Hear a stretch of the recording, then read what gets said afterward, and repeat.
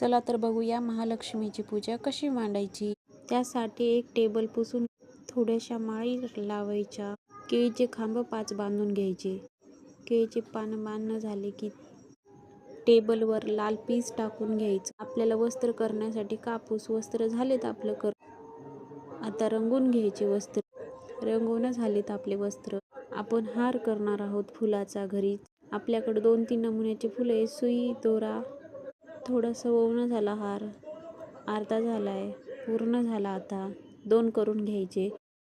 आपल्याला पूजेसाठी जे जे सामान लागतं ते काढून घेतलं। आपल्याला सर्वात आधी दिवा लावून घ्यायचा। आपला दिवा लावून झालाय। आपल्याला कलश मांडायचा। कलशासाठी खाली आपल्याला तांदूळ ठेवायचे। पण कलशाला साडी नेसून आपल्याला देवीचा एक फोटो ठेवायचा। त्याची पूजा करून घ्यायची। हळदी कुंकू लावून घ्यायचं। भस्म लावायचा।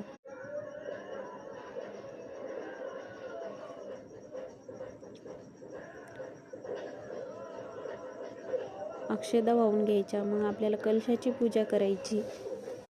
कलशाला हळदी कुंकू लावून घ्यायचं। आपल्याला फळं ठेवून घ्यायचे। आपल्याला 5 फळं ठेवायचे। सुपारीची पूजन करायची। हळदी कुंकू लावायचं। अक्षदा व्हायचा। गुलाल व्हायचा। लाल फूल वाहून घ्यायचं। आपल्याला फोटोला हार वाहून घ्यायचा आहे। वस्त्रमाळ व्हायची फोटोला। कलशाला पण फूल वाहून घ्यायचं। देवीला कलशाला पण फूल वाहून घ्यायचं।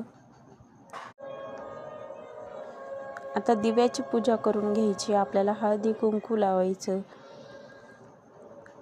फूल वाहून घ्यायचं।